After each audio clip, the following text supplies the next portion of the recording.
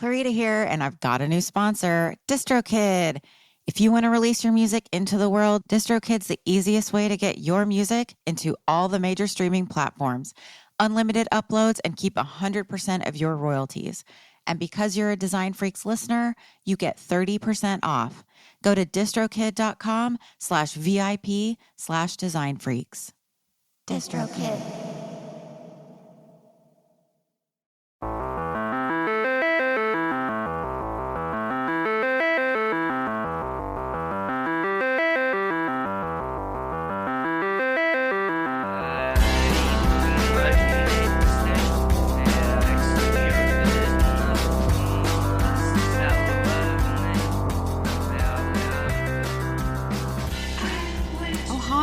Welcome to Design Freaks Podcast. I'm Clarita. This is the podcast where we talk about album covers, band logos, posters, flyers, stuff like that. I usually have a friend, either designer, musician, or artist of some sort, and we have a little chat, okay? It's not a big deal. For new listeners, thanks for listening, and welcome. For people who have been listening and bugging me to put another episode out, thank you so much for your support. Really appreciate it. Thanks for sending me messages and bugging me when I'm out at shows. It really motivates me. This is a one-woman show, so I need some motivation to keep going. It's a lot of work to put out an episode, and I'm fairly busy. Full-time designer, design teacher, lawyer, DJ, unfrozen caveman. So speaking of all the work it takes for me to put this out, there is possible news coming around the corner, maybe in the works of me partnering with another organization. So please send positive vibes my way. And yeah, just close your eyes really hard and send me love. Yeah, so that's exciting and potentially exciting. We'll see. We'll see what happens. But yeah, thank you for all your, for rating, and thank you for all your support. A follow-up from episode 8, with Scott Lindbergh. His exhibit, The Shape of Sound, is now being displayed at the KEXP Gathering Space here in Seattle. So if you didn't listen to episode 8, this is Scott Lindbergh's really amazing collection of, I guess, curated show of album covers from the 50s and 60s, mostly jazz, featuring designers like, Saul Bass, Joseph Albers, all kinds of different designers. And our episode is mainly on Ronald Klein, but other people too. Ronald Klein from Folkways. And anyway, you can go to the website kexp.org/gallery and see photos of the show, or stop by if you live in Seattle. Congratulations, Scott. I also just wanted to introduce the episode because me and Tyler had a really good time. Always have fun with Tyler. Always a blast. But I think we kind of skewed a little bit more talking about music and fun stuff. And we kind of glossed over, I was going to bring up the designer or the artist name who was featured on the album cover, the Sonic Youth album cover, 1,000 Leaves, and I couldn't find it while we were talking. It actually wasn't easy to find, but it's, Marnie Weber, duh. Who's an amazing LA-based artist. You have to just go to her website, just throw it up in the Googs and look her up. It's so cool, like very dark fable, sinister fairy tale, but kind of brightly lit, kind of like a weird daytime nightmare. I don't know. Really cool collage, of course, like the piece on the album, on the 1,000 Leaves cover, but also lots of installation photography. Just wanted to bring her up because she's amazing. And we touched briefly on Mike Kelly, who was the artist featured on the album cover Dirty, also for Sonic Youth. This is a Sonic Youth episode, in case you haven't figured it out. It's all about Kim Gordon and Sonic Youth and Kim's influence. And Mike Kelly collaborated with Kim a whole bunch over the years. But if you're not familiar with his work, I highly recommend looking him up. He's kind of from the whole Laurie Anderson scene. Really, really cool person and musician. He was also part of the Destroy All Monsters group.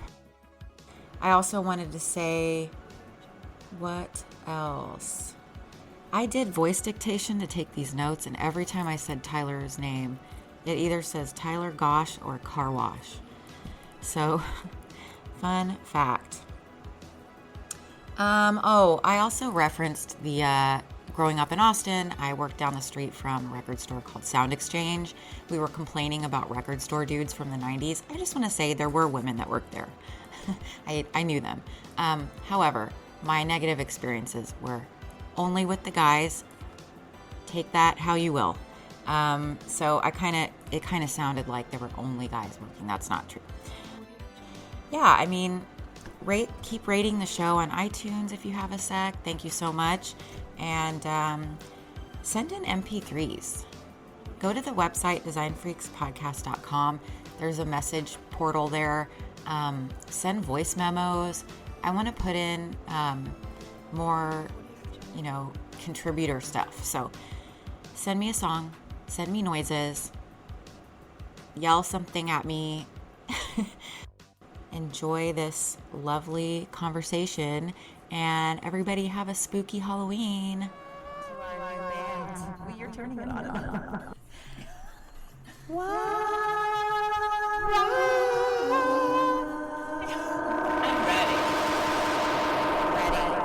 I'm ready. Hello. Hello. Hi. Hi.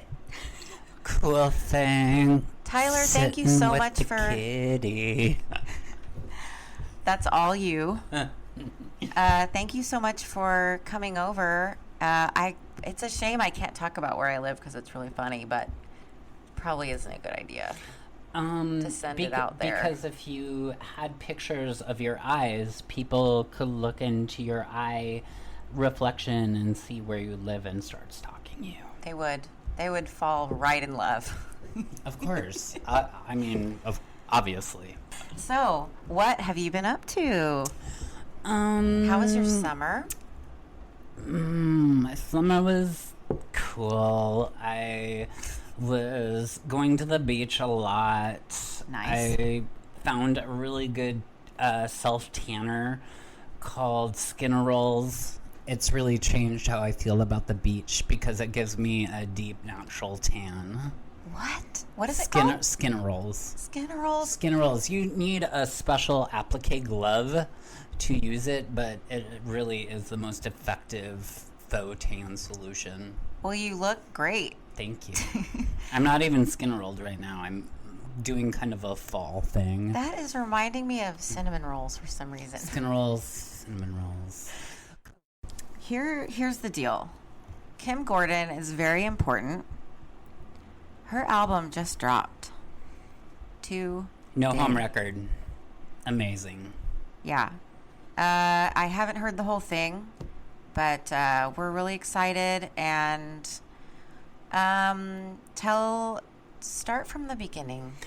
Tell me about. I have a history with Kim Gordon. Yes. So when I was a seventh grade little Galian in Yankton, South Dakota, I saw the video for Cool Thing, and it galvanized basically my future and everything I wanted from life.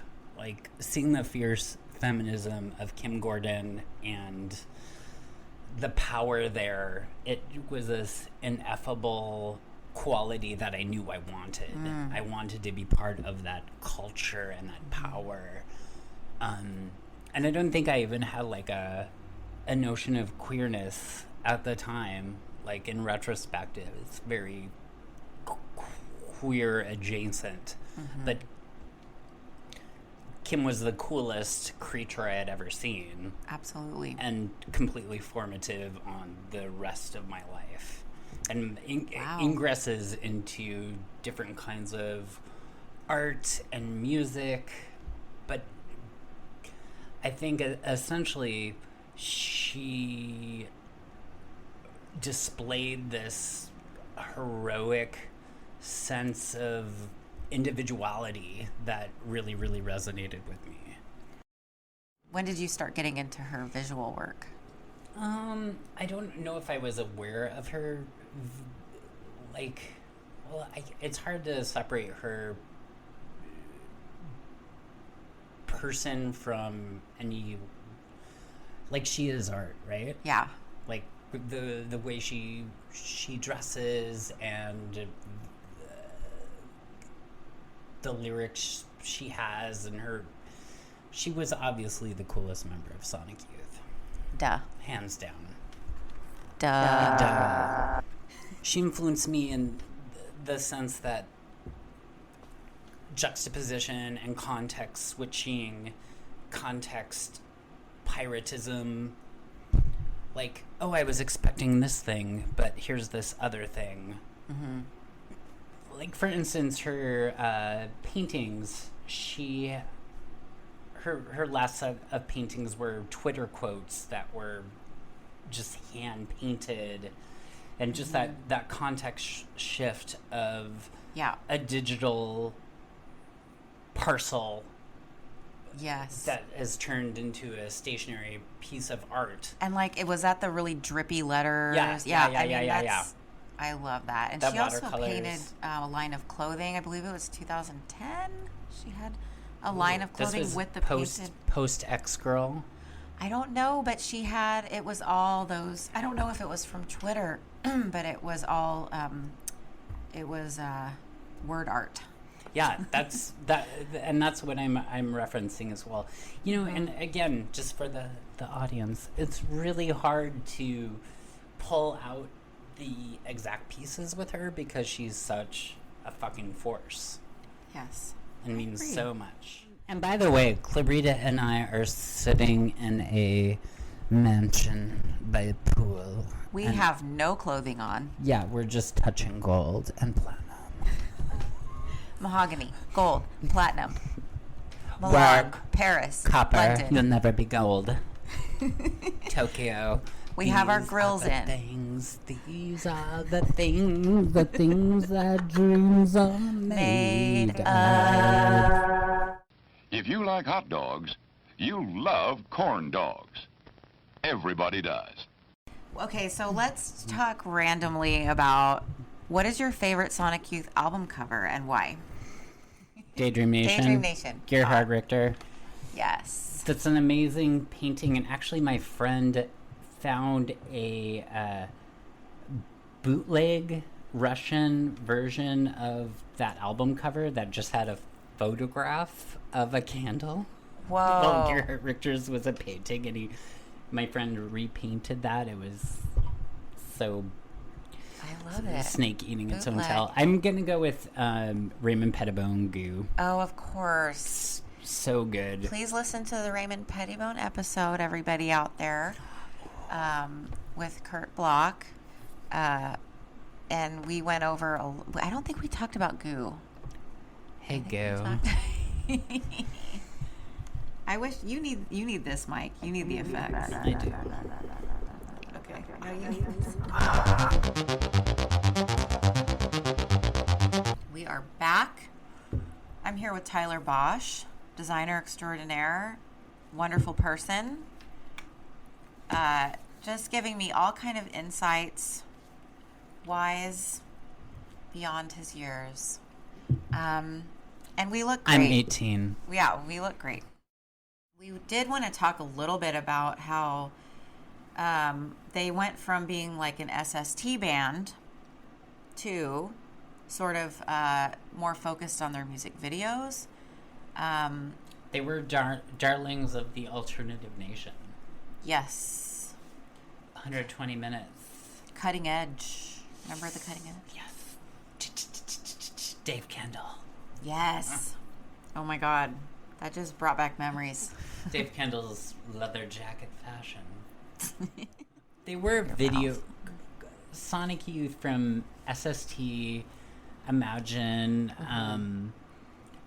Evil era Sonic Youth to Cool Thing, Sonic Youth, Kim Gordon, Silver, Rock and Roll, like Goddess. Force. I'm just. Did you ever see the Goo videotape, which No. had videos for every song on Goo? No. This was a VHS tape? Yeah. Where did you get this? Like Sam Goody or whatever music Right. store As you do. existed at that time. The best I watched this with my first boyfriend in Minneapolis, and we were watching the video for Disappear, and I was like, oh, I think this is Gus Van Sant. This is Gus Van Sant. And turns out it was Gus Van Sant. And you called it. I did call it. It was me getting psychic. No, it's you being smart. Yeah, well, same thing. Same thing. Yeah, what is the difference? Yeah, like metaphysical bullshit, whatever. So I really am a big fan of the Thousand Leaves record cover. Since this is a podcast about record covers, what do you know about the artist? I don't know anything about that artist, but I would agree with you as one of my favorite Sonic Youth album covers. And what is their, do you know the name? Of the artist? Yeah. No, I don't know the artist. Oh. I know that is like the most Harmony Korine adjacent Sonic Youth album. And like you were saying, it was kind of underrated and sort of under the radar. They had the video with Macaulay Culkin.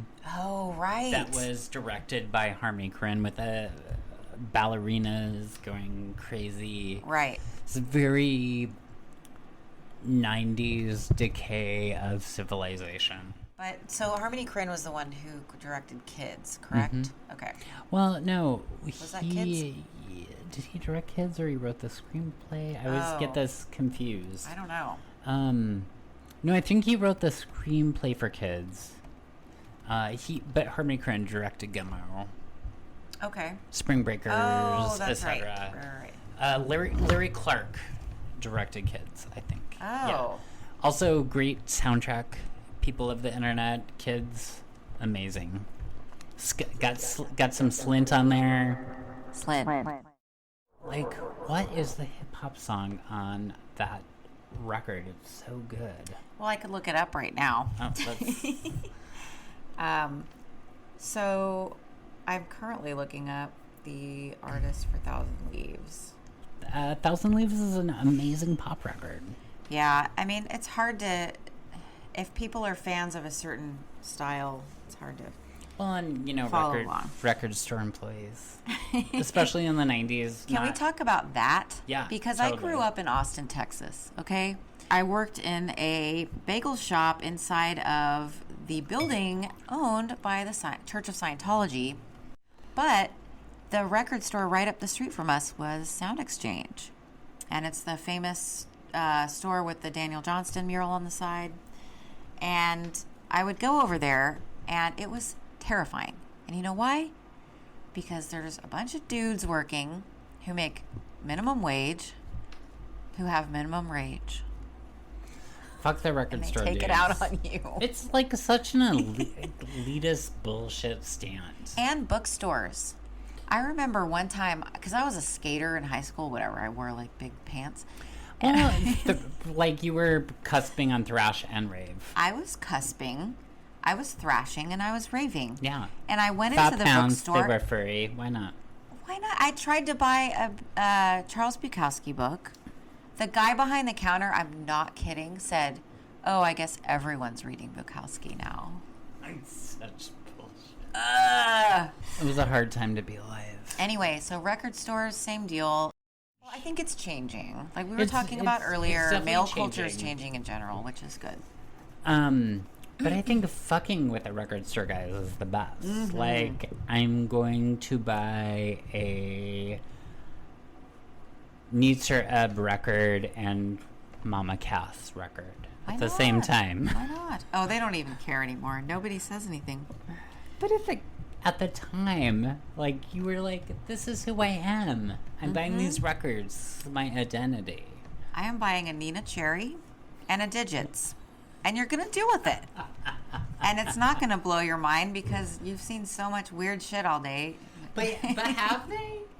And I don't if you're know. if you're buying Nina Cherry and Digits, which I really completely support you saying the Digits. I probably have bought that combination out Of of course Tower you have. Records at some point. Also, can we talk about Jello Biafra's record with the Digits? No, I didn't know about that. Yeah, he's like punk. No, it wasn't Jello wait, Biafra. talk It was into like it was Fred Schneider. Oh, shit, really? Just Fred. Wait, so which record was it? Do you remember? It's just Fred. What? Just Fred. It's Fred Schneider and the Digits. Okay. Blowing Well, going on to Claudia's mind Discogs right away. It's really not a very good record. No. I think that's enough for today. Kim Gordon, we love you. We love your influence on art and design. Please buy her new album. It is entitled No Home. No Home. And the song about Airbnbs is Superhost. Superhost. Not to be confused with Superhose. But maybe. I love her bizarro take on Airbnbs, and she's fascinated with them. Like the culture of convenience and what it, Right. like identity in the world of identity culture. Mm-hmm. Like it's great to have a place to live, but what does that mean? Right. Like, hey, I'm marketing my place, but are you gonna give me 5 stars? I'm a super host.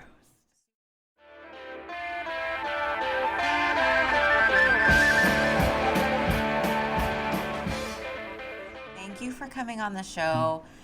Do you do visual art of any kind? Can people follow you anywhere? Do you have a website? What can you promote?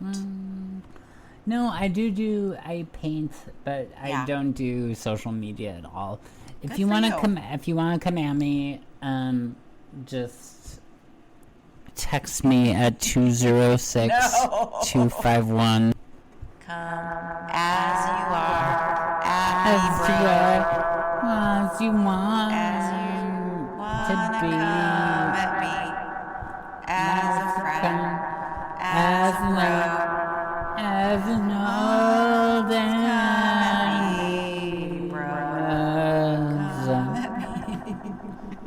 No, really, 206.